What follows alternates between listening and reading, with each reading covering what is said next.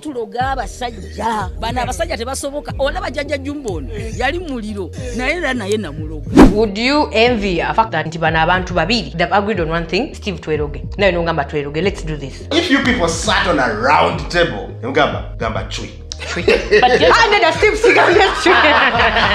When you reach an extent of doing spells on each other, Chibanga gamba tino, I own you now. Or Chimanyi bwafa na afuka spiritual husband. Na mwebe balawana gamba mzimu gumu kozesa. I cannot put anyone under a spell, but what I can do for you to keep around me. Ngezako kubeera omuntu gwe wandyagadde to keep. Wekigana nga nzikiriza. Wenkugamba nabo reza sigambe gendo ologe nabo reza kuba olwetaaga oli mwana wa buwala oshegeera kati abula gwe sebo. Where did you grow up from? Steve, you're so black for you to not have this information. If I'm in a relationship with someone, I'm telling you about to talk mukago. To prove to me that you're serious. Wakati women these days are not serious. Omanye sex mukago. Emikago wakati emeka. Ogwo mukago gwanjawulo. Ogwo mukago gwanjawulo. Ogwo mukago. Olaba gwali ogwenjawulo tuwamukuuma. Ochatte. Wajiyita shuwa. Ne kati achatte. Ogwo mukago. Wajiyita shuwa ogwo mukago wasebo kwako.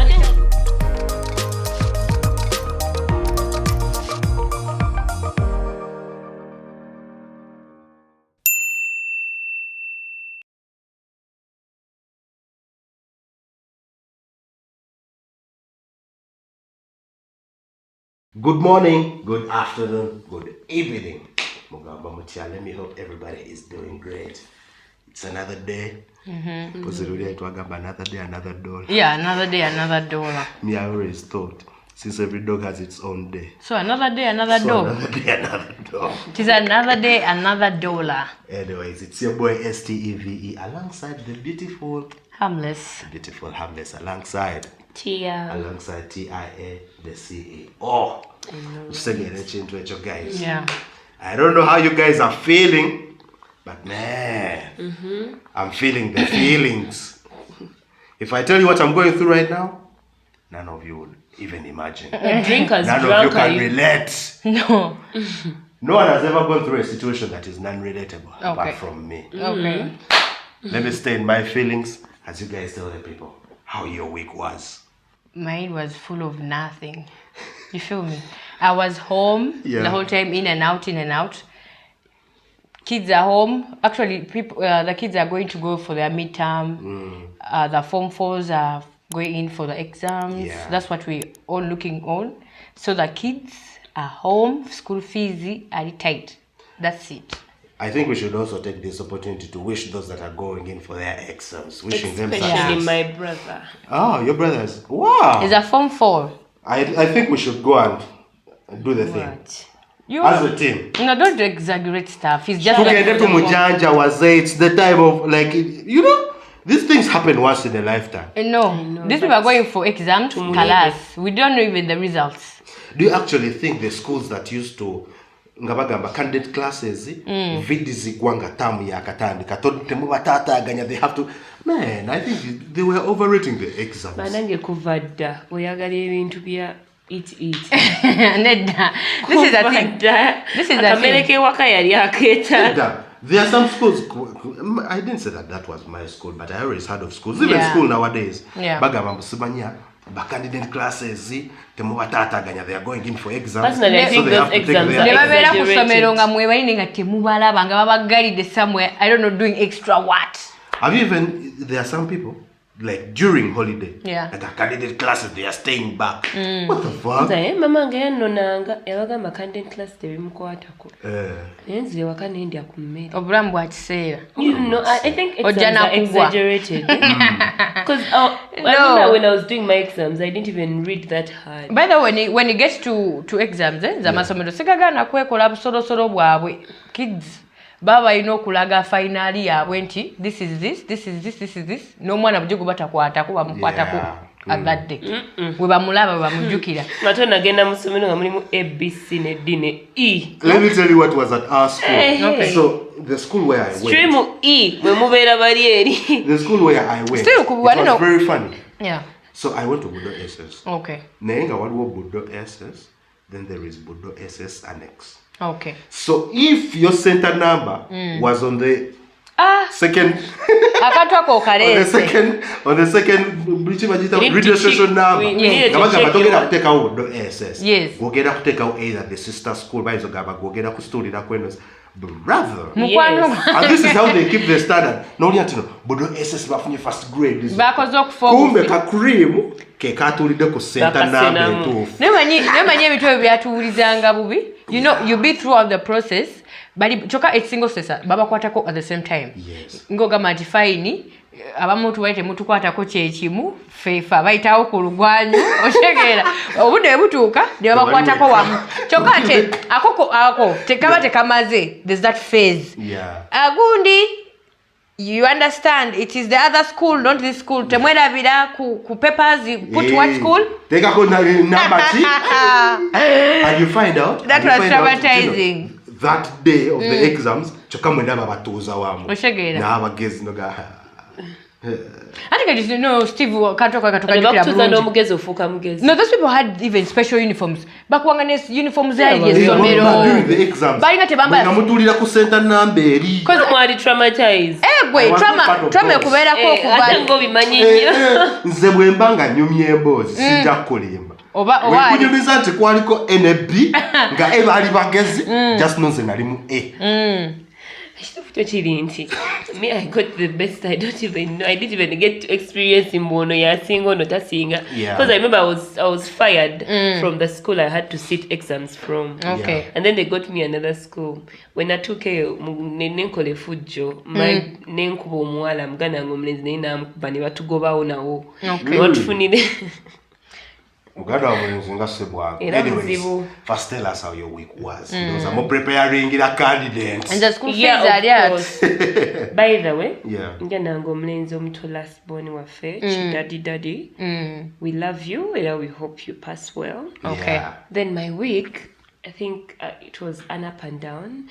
I'm preparing something very big earlier next year. Me and my sister, we are becoming young CEOs again. Again. You're already. New year, new me. Start already. What are you waiting for? Again and again. She's already a CEO. Yeah, of course, we did some window shopping and we got a few staffs for our cleaning service company. Hey. So we can't wait you guys to support us and give you the best. So it was the hashtag CEO. The CEO. I know, right? Kind of corny, but you know what I mean. Okay. It's just nice. We love to see that. We need to see progress. I know all the time. Kati abantu bebuza Steve Gokolachi. Amnes is opening up a shop. She's opening up a shop. What am I doing? She's opening up another business on her business. Oh, she's topping up. She's a CEO ×2 next year. So let's smoothly segue into our next segment. Okay. I know. Things we find overrated. What are those things that you actually not necessarily. Come on. At Susiza. You can live without it. Okay. So, Tia, that one thing that you find so overrated. I think mine is so overwhelming. You guys should go first. Why? No, I need to know what is overrated to your side. Yeah. Okay, let me go first. Okay. Me, something that I actually find overrated. I don't know. But if a hairstyle goes beyond 100K. Yes. Man, I feel like it is overrated. You're discussing with someone who has the money or who is fighting. Like there are actually again. There's someone that told me that to find something overrated, like whichever prices, yes, you must be able to afford it for you to find it overrated. Not okay. a sentence, okay. But I can't do it just because I find it overrated. You find so when it gets to hair, okay, one more hairstyle, then one more a wig. Okay. If I'm spending more than 100K on someone else's hair, man, it better be your hair. I can spend 300K as long as I'm spending it on your natural hair. Okay. But if I'm not spending it on your natural hair, I think it's overrated. This is the thing. You can live with a woman that cuts off their hair completely. Okay. What if she has a condition like cancer? No, we're not going why that would side. you date even Why? someone No, it is okay. Muna people are generous. Steve on I net sir. I know Mutima. I'm not even being generous. Nedda, I know Mutima gwe gwangu akolera abantu. Asobola okola kya asobola okumutaasa nagamba before you leave, you should have a man too. You feel me? Nedda. Tetugenze mu your version Steve. What would that? Cannot be okay. In a situation whereby you've been with your partner for some good time, and then at some point in your life you find out he has cancer. Okay. Mbwa omuchawa buchaya. No. Nakati nage chechimu. Ewe mugambira baby sala akabumba. Naye akabumba. Tuba tusazeko ne kuzemviri. Nze muchawa. Tugenda kutandika kati kwambala wigi za mitwala na 5 lwakuboyi nakabumba.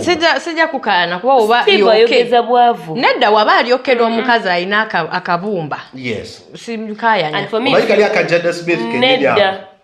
Ngozuka nokasigako n'omuzigo. That is very okay. By the way, what is overrated on my side, I think it is meat. You feel me? There's some time when meat has sense. You feel me? By the way, you remember back then? Bane ngenyama weba ya mbuzi. Niba bakimanya nti bane bali bocha nyama. Goat's meat is overrated as I'm saying meat as general. Oshegera. It's a goat's meat. Pork and goat's meat. If you found people abayizo kuwanira pork or goat's meat, my God, oyizogamba ngenda kutesiga kino ngenda kubanja ati. I don't kugamba no, you have not tested the ribs yet. Oshegera. Naga, I will testing it. You're just traumatized from the last cooking. Come and test this place. As if there is some special thing about meat is meat on my side. I think when it gets into people being like, goat's meat. Brother, jakufa kakana. Shegeza aliente ngate, aliyenyama yente. Alikalya yambizi. Tajja bitegeera. You said meat is meat. No. I think meat is meat. No, what? Bonja ulile nyama nogamba tino. There are different types of meat, like 5 types of meat. Beef, pork, mutton, blah blah blah blah. And I testing funa ya nyama. Oshegera. Nsobola okumanya ati eno nyama yakiri. Naye tewali that distinguishing type of taste when yizogambira. Sigiwulira. I get you. By the way, on my side, I top on that. Meat is overrated. Meat is overrated. Waliwo mu meeting afine nga cause sense nogamba bwene mbuzi yabadde kale nome. Shegera kawo katuwunyiridde ekimala. But there's sometime nga nobo oli ku street eri busy. You know some streets abantu abokye nyama yaabwe whatsoever. Nga tetyakola sense obanga back then I don't know batukuze oba mululu gwatugwamu oba ebintu tebikyawunya oba embuzi tezibakyaziwa mmere ente tebakyaziwa bikuta. But people are paying a lot of thousands of dollars for meat. Waliwo simanya wagyu, simanya bichi. There is some guy called ham, simanya steak, simanya wagyu. Brother, it is a lot, And of course, never take a more different segments. We can even do a big broadcast when we get to them. Yeah. I know, right? Meat is overrated to me. Alex, for me, what is overrated is my beauty. Okay. Overrated. My beauty is so overrated. I get a lot of free things. Ngagwate tochiraba. Okay. Actually, to most people they say that. There are actually some people athletes. Yes. People praise them. Yeah. But since to them bawulira chiri normal to them, yes, they just continue doing the same thing. I understand. No, but there are some people katingabo at least akoka praise bakabadde for some time. Oshegera. Do you know how Okello feels sometimes? Abagamba went to say you feel me? Like remember that musician that came out? Nagamba omwana yetagayo lege. At least yakiro chimu. But this was a very mature artist. Yeah. Was he I don't remember the name. Yeah. Adding on what I was saying, I think it was about 2 weeks ago. I went out and then I found 2 beautiful Randis. Yeah. Ngolaba bakusinga. Gabalungi. Yes. Yeah. Excuse me, you look good. Yeah. You're beautiful. Like, you guys, are you serious? Muri balogo. No, it's just beauty is in the hands of the beholder. Kati kwega go mutwa mwayezo gamba tido you're beautiful. Someone else na gamba toli. I think you're beautiful. At some moment I've never taken myself as such like a beautiful person. Okay. But then I know I'm a good person. But the side of being beautiful and the way I get free things, pretty privileges stuff, the way men cry for my attention, the way men crave to have me in their lives. I think you have a good personality. It's overrated. Maybe. And actually, if you said I just think self-esteem or like self-esteem, because in most cases, is it one more outside validation and there is inner validation. Yes. There is something some things can happen to you and you're like, they had to happen, like I'm good at this. Watch the game. What watch it surprising, but in most cases I don't give a chance to outside attention to surprise me, because in most cases go for the beauty, even our abilities in different ways. Someone else will go ooh. No, for that attention. Where did you get this? This is your celebrate. She's good. That is for that attention not to get to my head. I feel like I have to validate myself first. What's the boy in the if I'm doing something and someone is like, ooh, you Steve. Man, Sister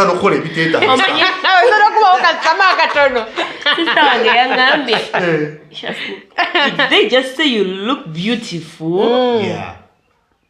Yes, you look beautiful. No, cha. But do they know that you have a very serious face? And I want to ask you guys, do I have a serious face? Do you know what they call a resting bitch face?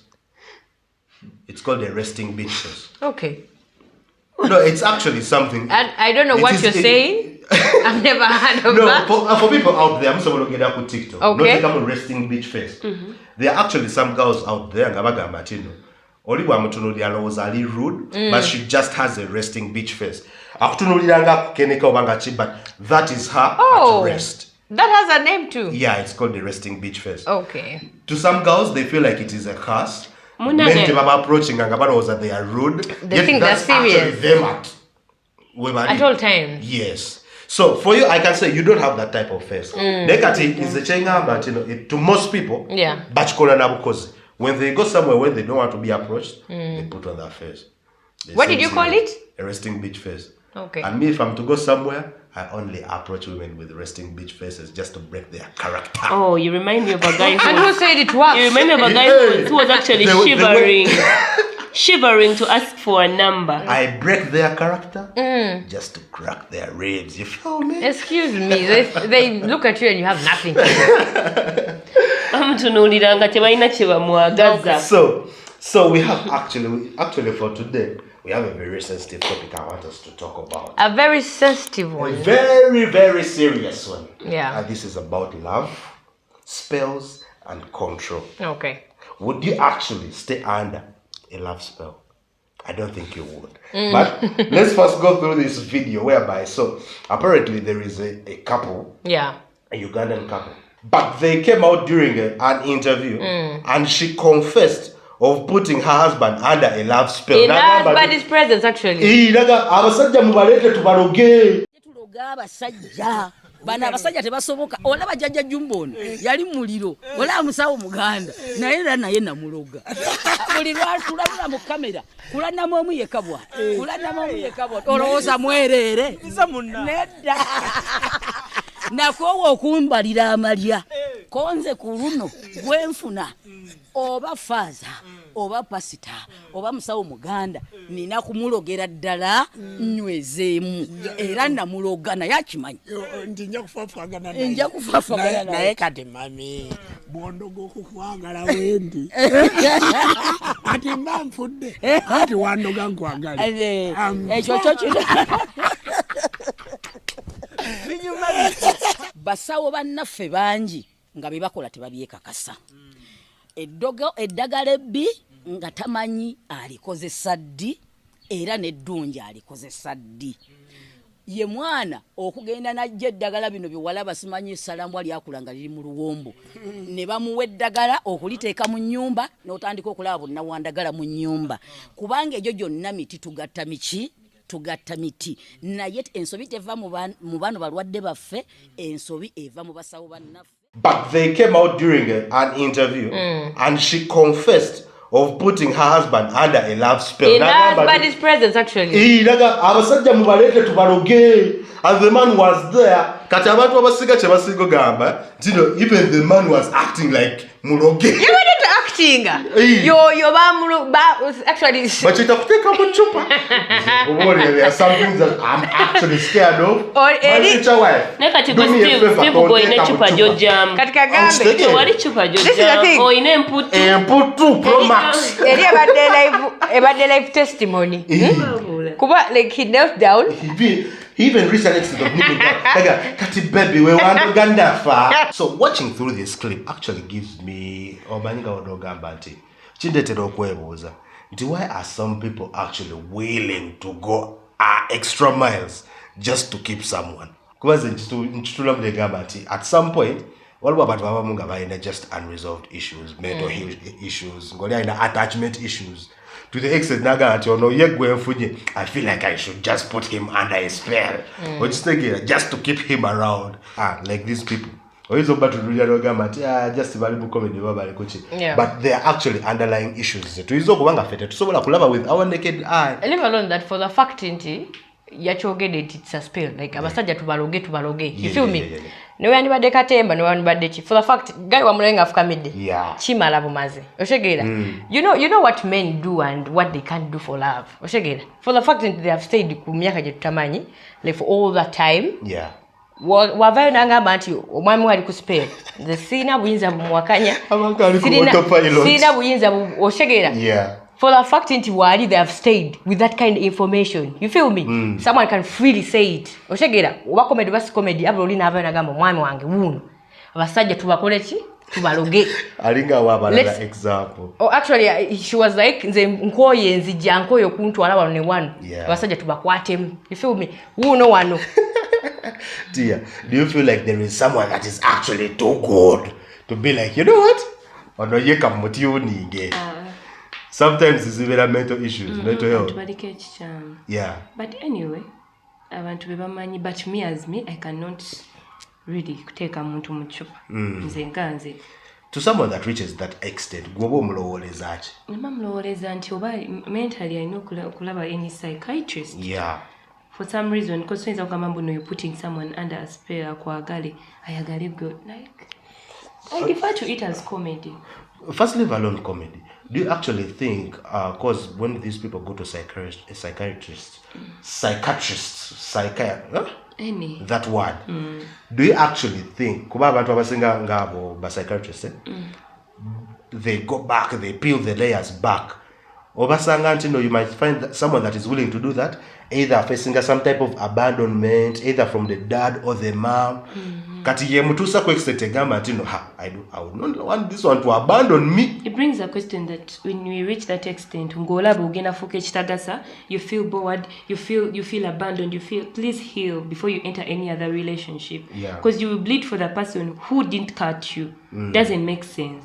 So kowone oliuko gende walala chiyambako utatika bana babandi machupa. Kuzogenda logo omusajja tochina ko buyinza lwagenda kufa kati wafanga wamuloga like tibikwata kana. Yeah. What about to the people that actually feel like they should secure love by force? No sango mukazi. Chetaga spell nga sobolo jikola. Chetaga kuteka mu sente ya sobolo jikola, like they are willing to go that extra mile, either emotionally, just to secure love by force. Talking about spells, Steve, and love. For the fact that they love to inner stages. You feel me? Yes. That's why the first person the energy sent in love, those are spells. You feel me? To inner stage, omuntu wakwanira omuntu. Omuntu oli mukakasa n'ebintu byo. Oshegera, you're spitting on these people. You're talking over these people. Ebintu nabiteka mu existence, ebintu nabikola, no muntu ono bimukakasiza. You feel me? You're putting entitlement in these people's heads. Oshegera, omuntu nakubye bufananyi, ebintu ono byomugambye ngo bimukoledde. You feel me? To because neyakiriza with no proof or something. Scientists emotional manipulation. Oshegera, totusiza na kintu ntino omuntu akirabyeko. Ne throughout the speaking chonna process yokwana. The talking stage. Talking stage omuntu wasayawo n'agamba okay. Leka tu crossing okuva ku talking stage tufuke ba partners. there's some energy taking a place awo omuntu omusuubiza byafano no nakiza buli omunakiza gabo manyi. Don't you think it's a natural energy? It's not a spell. Let me ask cause katife kusaidia abalenzi wengambe eziyitaite temugamba mbagambye but there are some guys mbu bagenda ne baba wakati mbu akakati bwobeera nako buli muwala gw'okwanakkiriza omukoonako bukoni. Do you ever feel like okamukola kyokamufumita? I don't know mbu bulina kubeera nako ku gadi musawo. So I would like to ask you a question. Yeah. You the women, do you ever feel like nti ono omusajja nkwanye nenzikiriza naye ndowooza ayina kati because it's not the type of men I would say yes to. That's the type of energy I say. Ekisajja kinene ekinkwanye. He's not my type, he's not anything, but I'm feeling it. Yes. Kirabika ayina kati. Yes. Actually, when we go to love and spells, what you get unto know all throughout the process you never a spell. Bileke bana watu abigera extra mile ababitegeera because abantu bayinji bibakola omanyi ense ne ebintu byayo oshegeera betumanyi bitakola ki ne betumanyi we have a lot of things we tap nga tutagende what you're tapping but we tap it of course oshegeera this act je tukola yo omuntu okwagala you found a stranger now you're a stranger you feel like you want these people and you want to make family with them you feel me toyina nti no you've seen their character somewhere abula there's some things oga you know I can go with this omuntu nakumatiza you feel me that's a roller coaster for a reason jogo abuno ulira ddala ngagaya bwana no gaya ayinza okuba ayina kati such a situation tiye Jaje kaliye kirabika kalina kati ate kegayirira naye I even wondering how even my friends were asking me why this person but I don't think kati I think we were just young because twali kusomero Kati, like when it comes to such topics, do you actually think people confuse possession with love? Because this is so that you know what there is a time. Saga, I don't want to be your possession. I don't want you to be my possession. When you reach an extent of doing spells on each other, Chibanga Gama, you know, I own you now, forever and ever. I take you. Oh, together. By the way, talking of spells. This thing of like bantu ngabo nagambe obutumama muntu kubebe take a couple as people say whatsoever. I've seen a lot of people ngababera musaga zineno no ulianga ate it gives a backup like nichiwa backfire ku finances no ulira nti no mutono go yesibako amukoze spell yona jaji mukolede yona jagenze wasenga kulana ma yona jalaze you feel me omuntu onatenga ate okwavwala. Kali that kind of situation simanyi you feel like just imagine you did a spell on some guy just because he had money that's wala ne bana abantu nga faino omuntu owamusimye ngane sente weziri zaze weziri okimanyi bwafa nafuka spiritual husband namwebe balabano gabo muzimu gubukozesa no but ati wakola spell forever and ever or itafuka spiritual husband kweli. I think abantu kunsi balino manya twaye kyabwerere boy ogenda kuteeka omwana abandi mu spell ozaale omwana nga ayika endusu Katonda nga akusasudde ozaale omwana nga yekolera ebintu ebitakwatagana alinga omulalu oba kale sente zikubule oba obonebone all of your life nenge kikonyawonya Steve gwe wateeka mu chupa oba omutina n'omulalu. So there are some things I see people do olaba ngacho wayogedeke kyo kuandika amanya ku they actually bazita fire balloons oba bichi people balikola ku gondi ku New Year's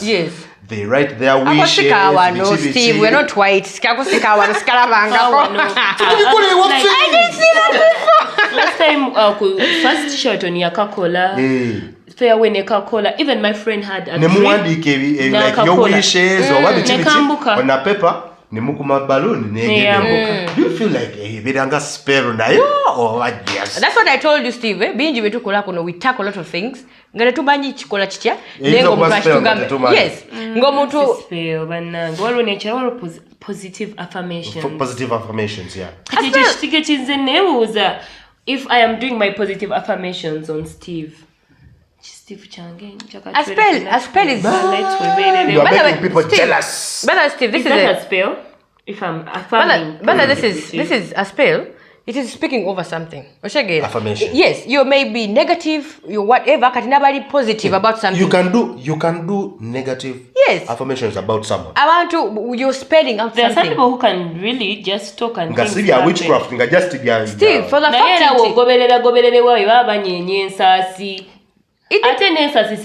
that because like abantu religion waliyo ababikola ebyo nga bo kyekye bakkiririzamu. There is something that my mother told me. Nangamba we kugamba onabe bombo sigambye genda ologe. Owunye enkwawa. You have to clean yourself.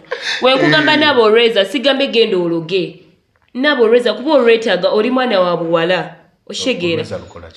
Kati abulagwe sebo. Where did you grow up from? Steve, you're so black for you to not have this information.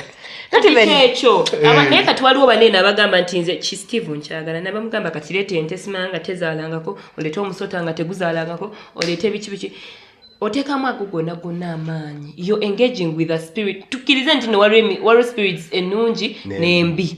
Kati wetukira okukola spell yeesiba ku muntu n'omwetungako that is a bad spirit. Teweza so wagambye mbuno wanino mu episode this one they try to ogerako nti kibanga kizimuzimu nga tolaba kyenkola kyamu wala bandi mulungi nnyo ntuukiridde. I get clouded. Obwongo bwange bubeera clouded. Nga kuliko ekifu.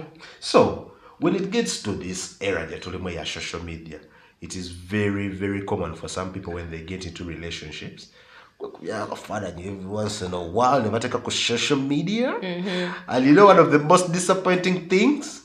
When people's words come true, it will end in tears. Then after a year or two, you see it ending in tears. So to some people that actually fear that is also a their relationship ending in tears.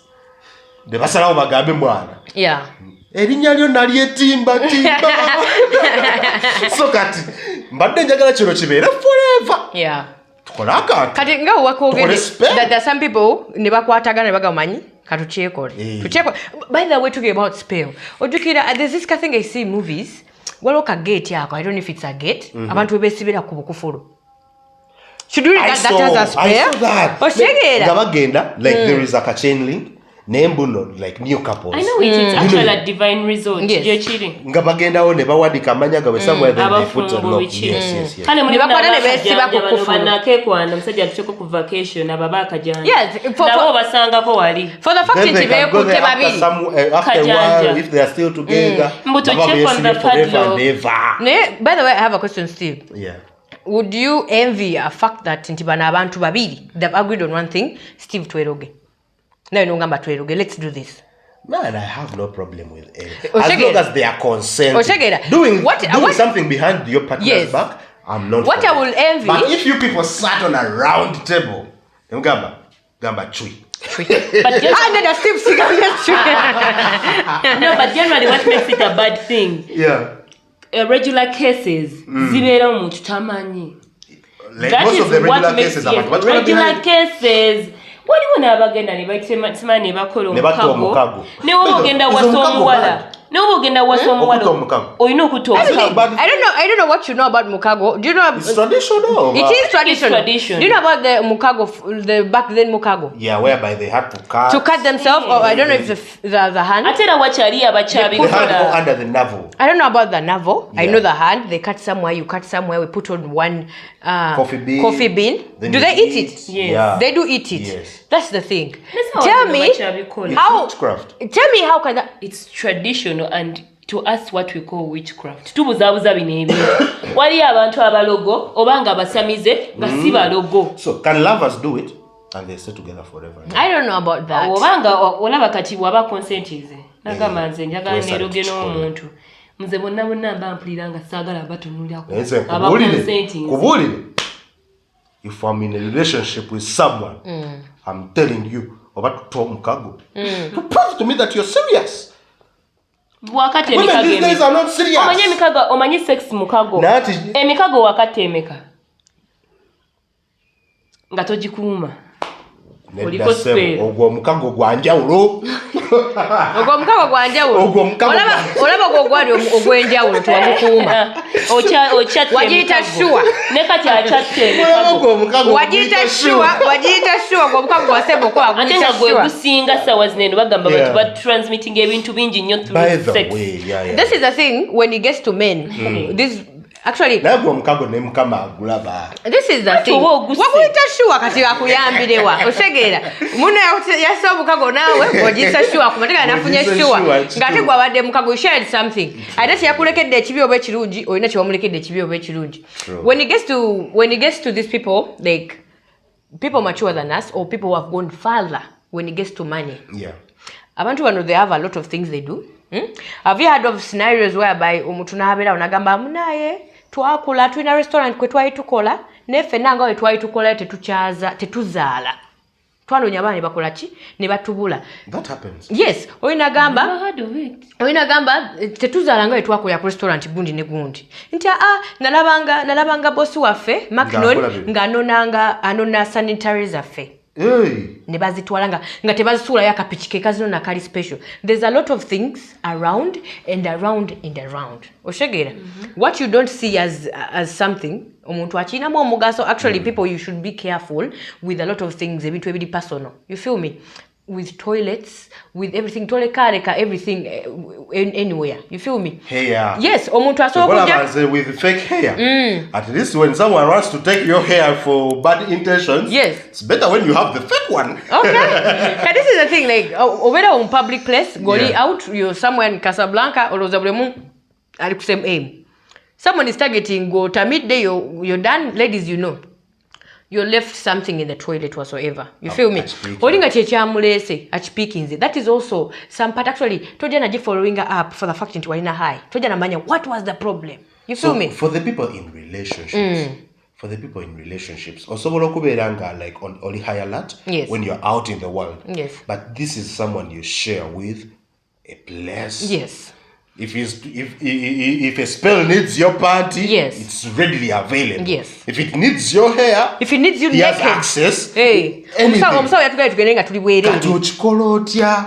like how can you kwewala someone taking anything or kuchikozesa for a spell, especially when you are in a relationship? It's very hard. One thing when you get relationships, temwemalirayo bantu. Actually, you feel me? After some time, Gamazo graduated.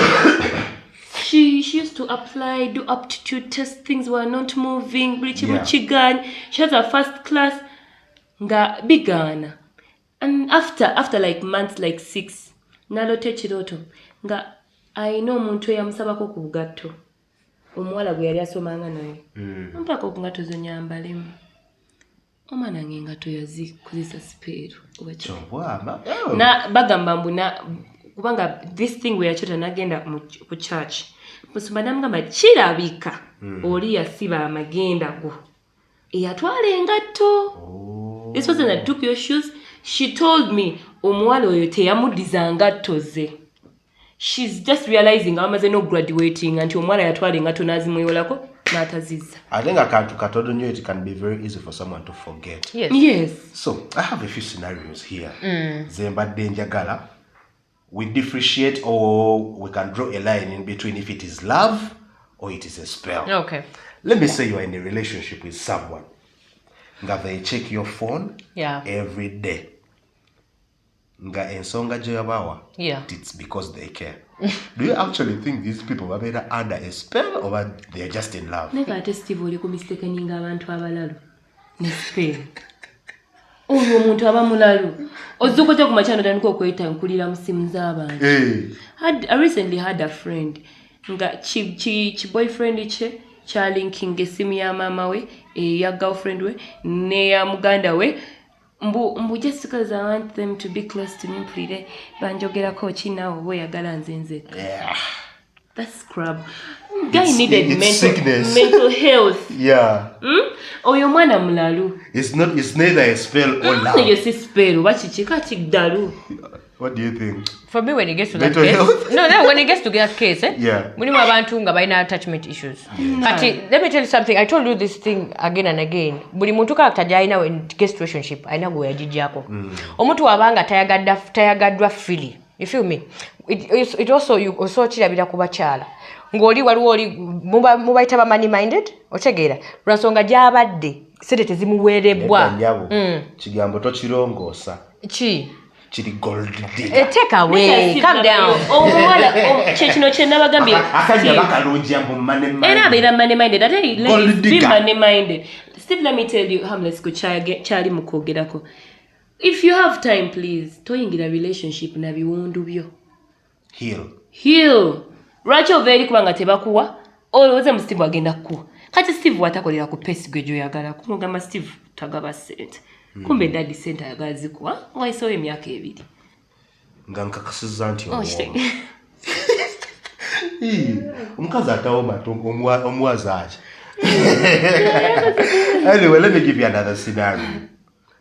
If you can't go anywhere without telling them first, do you feel like you'll just love them or you are under a spell? That's the thing I told you. It is love. Because you can't go anywhere without telling your partner until that's love to me. That's love. Not love. You're not under a spell. Yes. So to anyone out there, you feel that responsibility of telling your partner where you're going, you keep updating them of where you are. Baby, you're not under a spell. You're just in love. Stiggy. I know. But if you're in love with me, you're under a spell. So, what about if we get into the toxicity? Okay. If they buy gifts for you every after a fight. Yes. Man, I think that's toxic as fuck. Especially to the men that do that. Ate babono dawichi olabanze muganda wangu mukulu. Yarwananga ne bawe nga mubuza wangambo yagala benzi chikachi. After an argument. Bae makolo mu nakote botoka najasa ya sama endalura munagifumita emisumali bichi nga kikomera kikutte. Yeah. Tongaba yamugulira empya. So oyo muganda obawe yali under a spell. Oba he was in love. Because I don't know. Zoya soya matoka yagate I reward you for destroying. Enda yasa yeye. Amugaba baby. Oba wanteka mu chupa. Kirizo banga. What do you think about that? Ate no nabasajja bavumulekerawo okweteeka mu babadde. Oba toyina sente zigula benzi ng'oyita mubateeka mu chupa. Toyabangako wamma busimanya baby I'm sorry with a pink Range Rover. Oyo guy abikola abeera under a spell. Who does that? Seriously, who does that? Who says sorry with a pink Range Rover with balloons all over the place just to say sorry? You cheated. There was some. Why do you give? You just cheated. Can't you? I don't know. No, stop acting like you. And at the end of the day, no joke how important these people are. No joke at the end of the day, set as you know. Chispero ne chikuja. No joke. Chispero manago you love. And you spell. Anyways, what about when you say you will never find someone like me? When you tell someone that. Obera just in love or obera like obera under a spell of God. That is I think that is who mean it.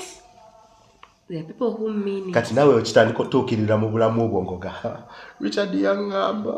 Okimanyi nti nokijje ku spell waliwo abantu abatta abavubuka kubanga balina abantu abalala bafunye. Have you had such cases? Man, I'm a junkie for omuwala yafudde wano ku mobs bye byamusiza. Kufuna muntu mwana namugamba daddy kwe sikyakuwulira. The moment you call me daddy when you're breaking up with me, I want that breakup to be very real and sincere. Tofuirira kutula.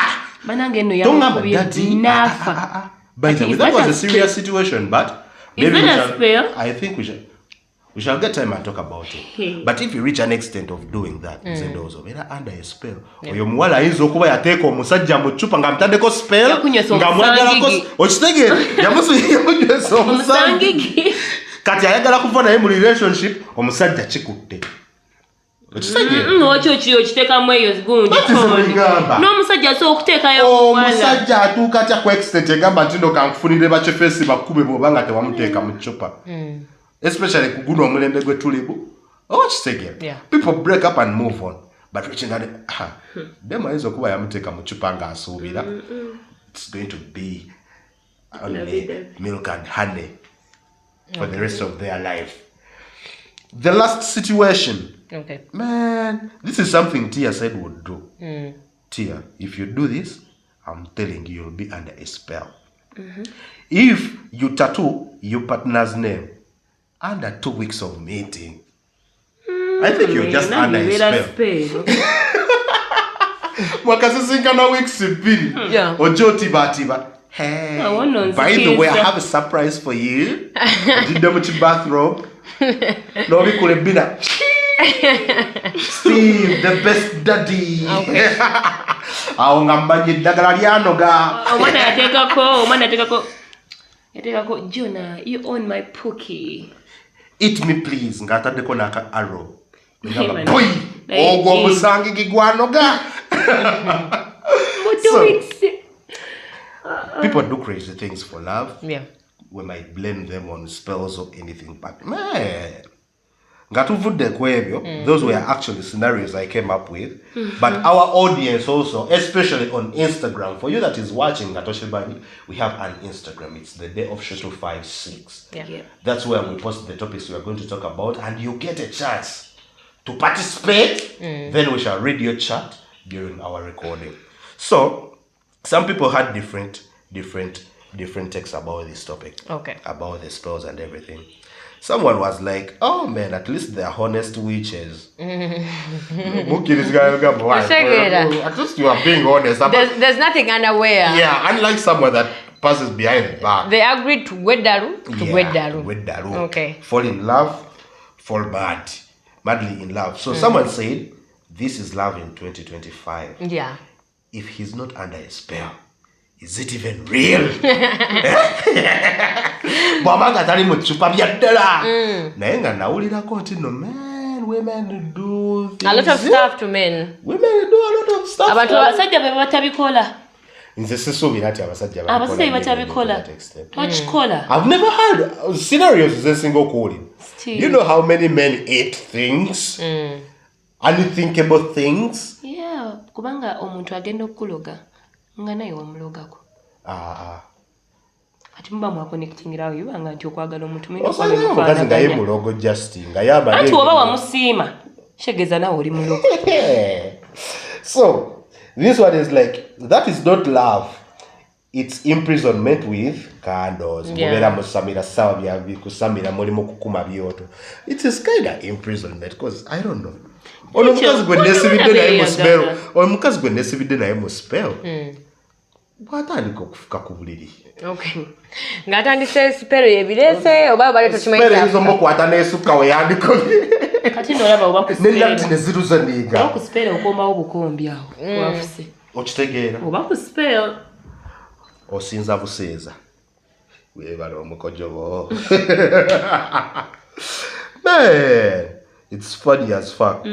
So, who do you think has more power in these kinds of relationship? Okay. The person that casts the spell, or the person that received the spell knowingly? Well, receiving the spell knowingly, it gives me some control. Yeah. But man, so kati wemwesanga namugeze kwe spellinga. What do you do?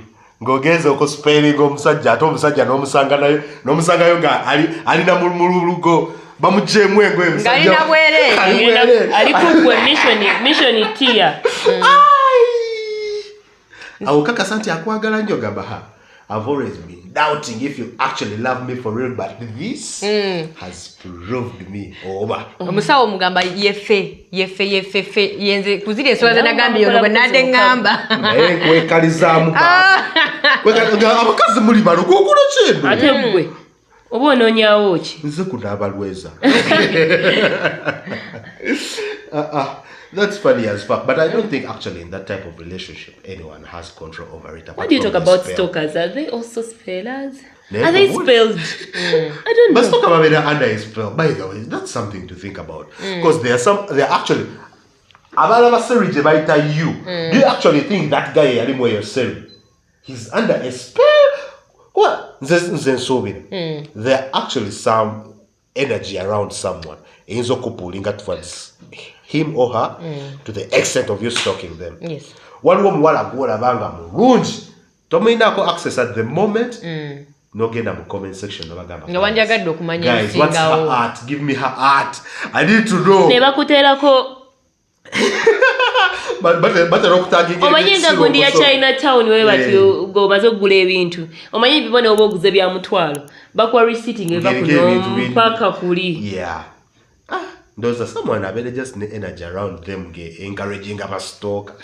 siya stalker I've ever had a stalker. No gamba ati boy he's a city stalker naye kuona omuwala. But anyway, Hamlet buli musajja stalking omuwala nga amwagala. Buli muwala stalking omusajja bw'aba. Inaku zino ebintu babigonza amolooza bwonkeberako siraba nti onkebeddeko. She has been on your page 3 seconds ago to see what am I doing, what am I up to. She cares. Ddagala likutte. Mutuuzizza mu ddagala. Gwe mutuuzango. Negwe. Omanyi abantu boogera nnyo ebyo ebigambo ng'ebyokusaaga, but I think kati bwe nalabye story y'abaana abantu bakano ka clip wekakasiriza nti ne like ebintu biri true. Like that word njogera simanya kati mutuuze mu ddagala mukole. Ebiseera ebisinga like especially to us the men. Yeah. When you're talking to a girl, obeera omukwana bibyo naturally. Yes. Naye muli eri obeeramu ne mentality nti oba oli like you're doing something magical. Yet in actual sense you're just speaking. No, the thing is not like Bwakiriza luga alituddemu. Nedantegedde. Okitegeera alituddemu. Yet you did nothing like witchcraft. Okimanyi walaba wala just nga ye yemanyi bamukwana. Nga mama wange yabikola andi muto. Yenaazo olweza. Wala batabunaabuna. Ango gyonyonyeza 5 omutwalo, she gets money. Kati yona spero. Ndagaano. Nendo waliwo ebintu ebimu bamaama bye bakola bawala baabwe ne bibagoberera. Era we wesanga ng'olina spare omanyi olina stalker. Maybe your mom did something that attracts stalkers in one way or the other. It's very possible. Omanye emikolo gyaffe giri traditional katugambe waffe ng'okuhinjira. There are things we do. Traditional things. Because it's a traditional ceremony. And those things are supposed to be done by you. Omukazi agenda ofumbirwa. Omuvubuka ono. N'omuvubuka eri kusaidia. Nayo ayina byakola. Kati kwegamba mwesinkana. Bamuli mu spero we bati. Naye bakaffe tuli ba spero, kitegeza spero bagikola like parents, never parent babeera bakibeeramu era baba babimanyi. No kimanyi eyo naye ebeera spero by'okwanjula biki. Omusajja nemekwawukana nawe. Actually they do. Simanya ne baleeta, simanya like those traditional things ne baleeta ekibbo, simanya ate mulina okukola kino, baleese ndoza yo naye ebeera spell of its own. So kati wonna woli spell togiwona. Okay. Spell togiwona.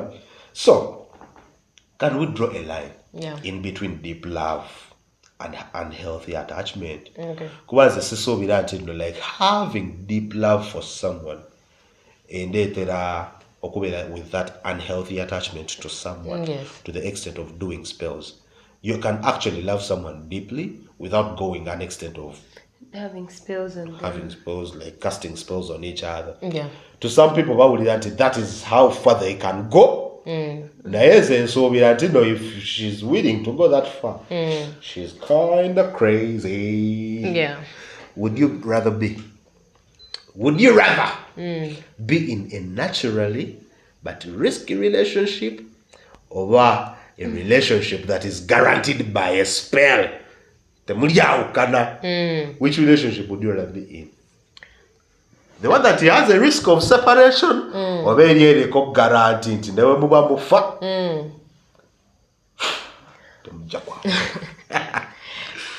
As a person, I'm this kind of person, njagala new space. Eyange nze nkowa mangu buli kintu. Like I'm this kind of person, I would want change all the time. You feel me? That's why I'm this person, I'm lively. Things won't work so much nga tuli ku masimu bichi oshegera that kind of information when we get to see each other oshegera energy je tuwewa activeness eyo I count it more oshegera. That's why I will need someone nachusa nze ngo muntu nkowa kati bwe tuba tugenza ate ku spero nze nenkwerogera ate nga nja kukowa. I can't go for that. Let us do in the katuingira this chetulina one oshegera the chamucation you've given me I will give it to you back wobo bikoye. I promise nange nja kubikowa. You feel me? I will always want something different. Siso akugenda under a spell. Nze kenyini nje kolenza omukowu. Ataina mind. I will not go for a spell. Yeah. Kati oyagale, we risk it, kwata gago, naye nkwate gange, like, let us all take different directions. Tia, you're in that relationship with your dream guy. Would you rather be in a relationship where there is a risk of separation? Or oyagala eri guarantee? Olabanze ne wenchiwulira buulizi. Ne wenchiwulira buulizi nti waliwo ayagala okungamba mbuye wali eri waliwo. Nsobola okukyawa oyo omuntu katana nakimalayo. I cannot put anyone under a spell, but what I can do for you to keep around me. Ngezaako okubeera omuntu gwe wandyagadde to keep. Wekigaana nga nzikiriza. Ate nange waliwo wenkoowa. Ng'onkukooye. By the way, that is a better suggestion. Because nze nsuubira ati omuntu yenna ayinza okwagala spell, to be under a spell with someone. Kuba yawulira ayina empisa omuntu ono gwali naye zaatandiyagadde ate they are not willing to drop those behaviors. So they decide to put them under a spell. Ne making a partner waabwe blind to their flaws. Instead of fixing the flaws, they decide to put the other one under a spell. That is bad. That's bad. Kati waba osobola you cannot just kumpisa zo. Yeah. N'ogamba nti Steve tayagala bya kunywa kashisha n'okanywera ddala.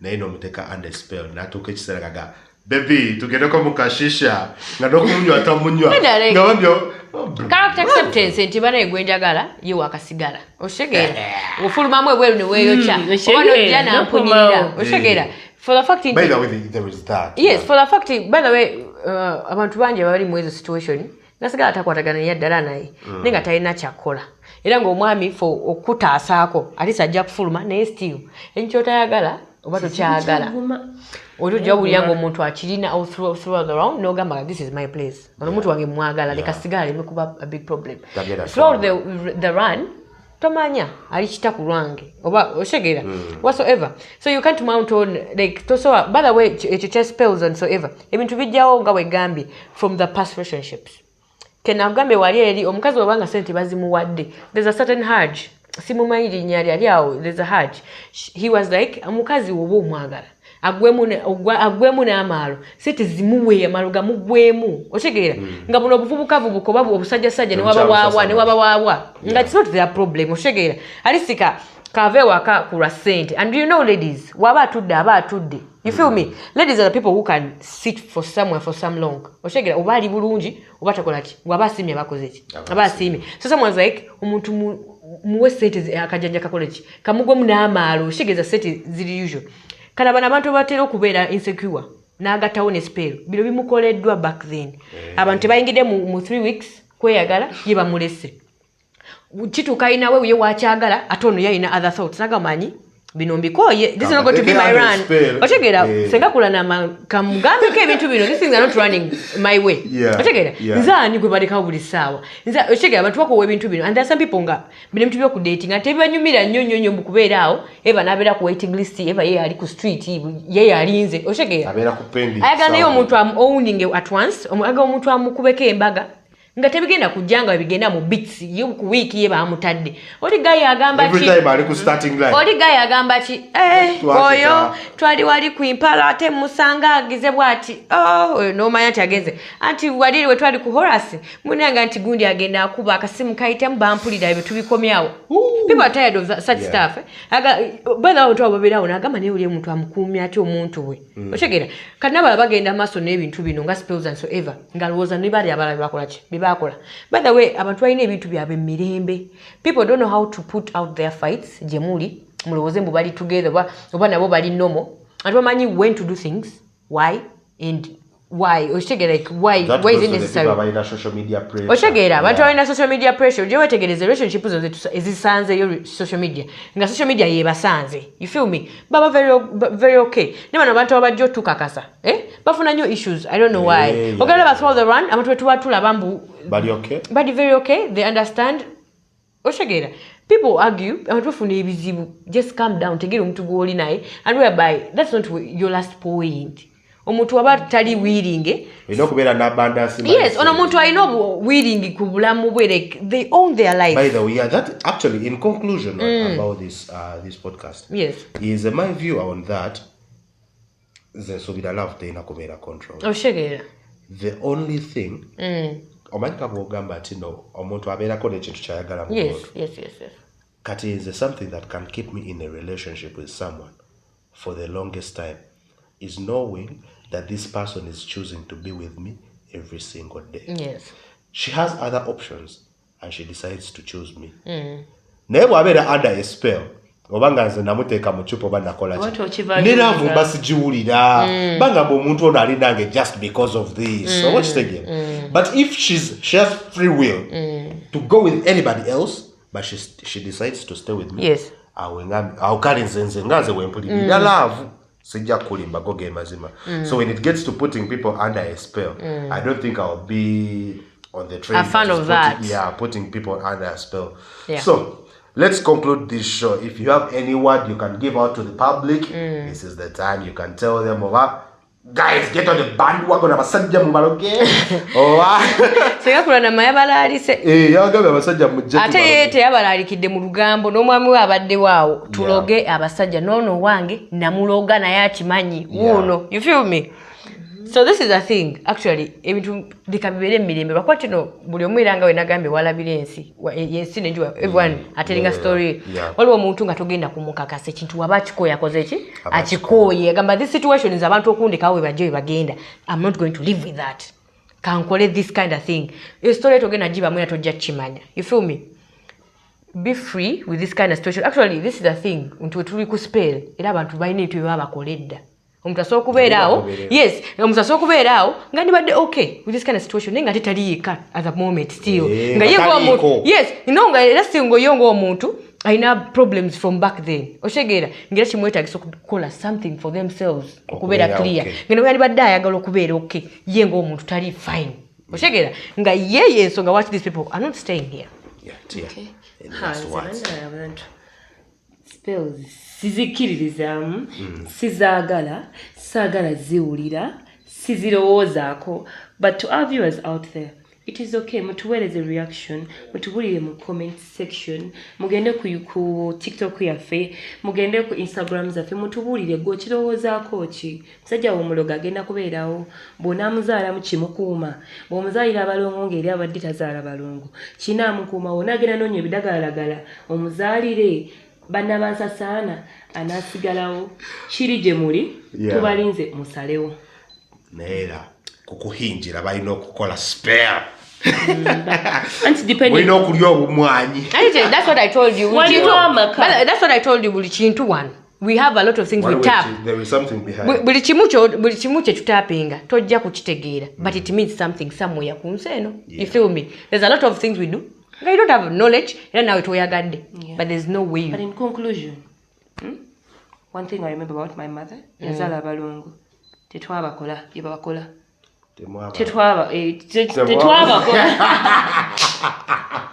Tetwabakola. So we have an Instagram. It's the Day of Show 256. For anyone that has anything you want to talk about this issue, go to our Instagram. If you have anything you want to say, go to the comment section.